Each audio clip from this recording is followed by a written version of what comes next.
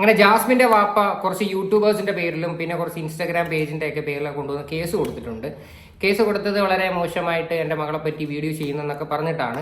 ഞാൻ മെനഞ്ഞാന്നിട്ടൊരു വീഡിയോ നിങ്ങൾ കണ്ടു കാണും. കൺഫഷൻ റൂമിലൊക്കെ കാര്യങ്ങൾ പറഞ്ഞിട്ട് ഞാൻ പറഞ്ഞൊരു കാര്യത്തിൽ ജാസ്മിന്റെ വാപ്പ എൻ്റെ ഫോണിൽ വിളിച്ചിട്ടുണ്ടായിരുന്നു. ഓക്കെ, അപ്പോൾ നമുക്ക് വീഡിയോയിലോട്ട് പോകുന്നതിന് മുന്നേ നിങ്ങൾക്ക് എൻ്റെ അപരാധം കേൾക്കുകയും വേണം, ചീത്ത വിളിക്കുകയും വേണം. അപ്പോൾ അതിൻ്റെ കൂട്ടത്തിൽ ആ സബ്സ്ക്രൈബ് ബട്ടൺ കൂടെ ഞെക്കിയറേ വലിയ കുഴപ്പമൊന്നും ഉണ്ടാകത്തില്ല. ഓക്കെ, ഒരു വ്യക്തി ഒരു പോസ്റ്റ് ഇട്ടിട്ടുണ്ടായിരുന്നു. ഈ പറയുന്ന ജാസ്മിനെതിരെ വീഡിയോ ചെയ്ത് എല്ലാവരും പേരിലുണ്ടെന്ന് കേസൊക്കെ കൊടുത്തെന്നും പറഞ്ഞ് ഒരു റെസിപ്റ്റിന്റെ ഫോട്ടോ ഒക്കെ ഇട്ടിട്ടുണ്ട് പോലീസ് സ്റ്റേഷനിൽ.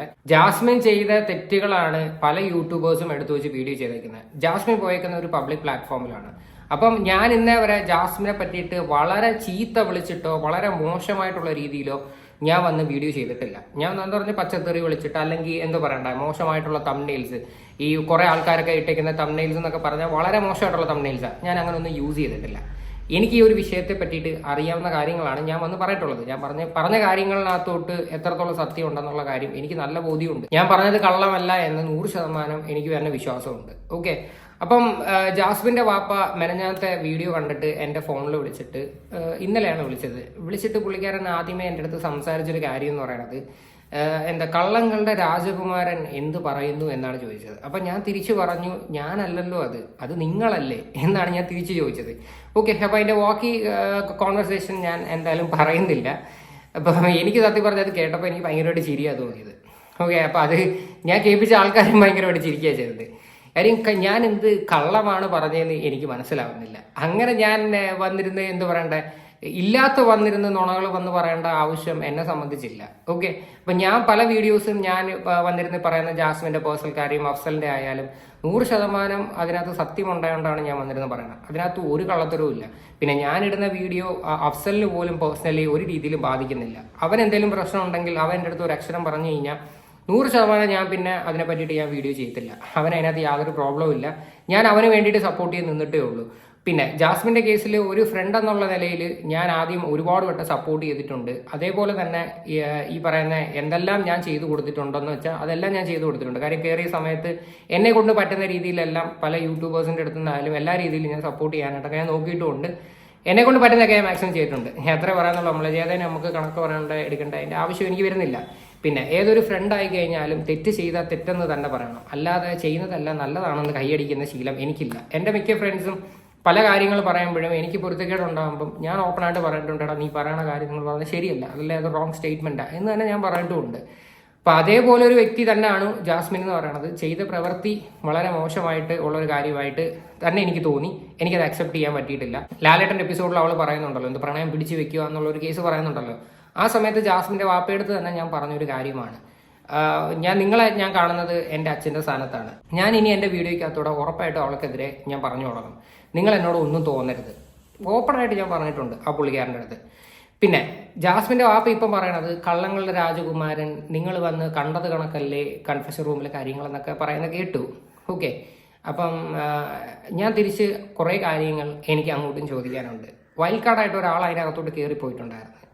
പോയ സമയത്ത് എന്തൊക്കെ പറഞ്ഞിട്ടുണ്ടെന്നും ഏകദേശം ഒരു 3/4 മണിക്കൂറൊക്കെ അടുപ്പിച്ചുള്ളൊരു കോൺവെർസേഷൻ ആയിരുന്നു.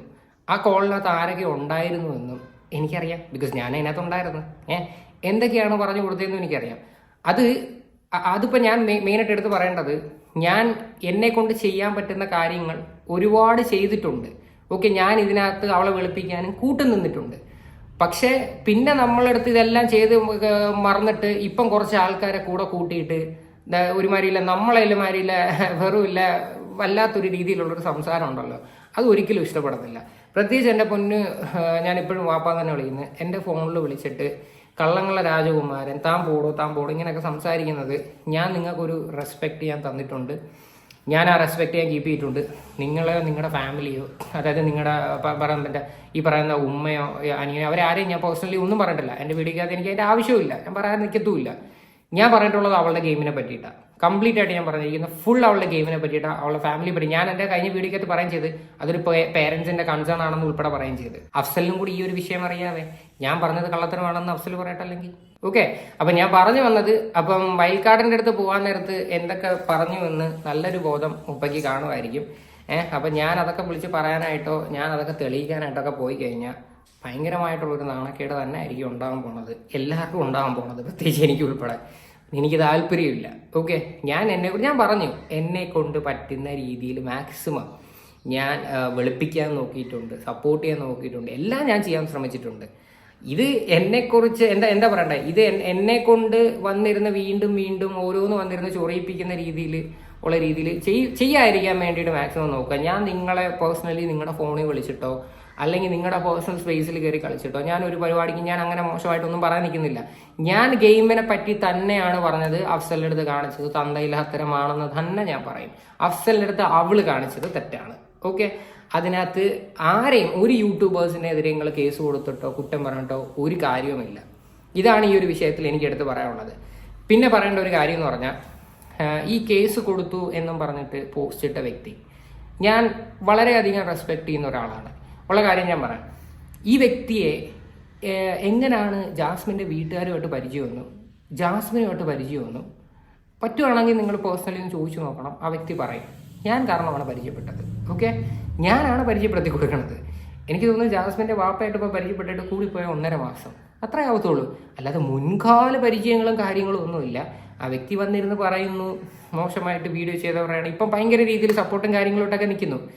ഈ വ്യക്തി തന്നെ പുള്ളിക്കാരത്തിയുടെ പോസ്റ്റിൽ തന്നെ പറഞ്ഞിട്ടുണ്ട് ഒരു കുടുംബജീവിതം പറ്റാത്തൊരു പെണ്ണാണ്, ഈ പെണ്ണിന് എന്തുവരുന്ന കുറേ കാര്യങ്ങളിൽ ഞാൻ യോജിക്കുന്നില്ല എന്നൊക്കെ പറഞ്ഞിട്ട് ഒരുപാട് പോസ്റ്റ് ഇട്ടിട്ടുള്ള വ്യക്തിയാണ്.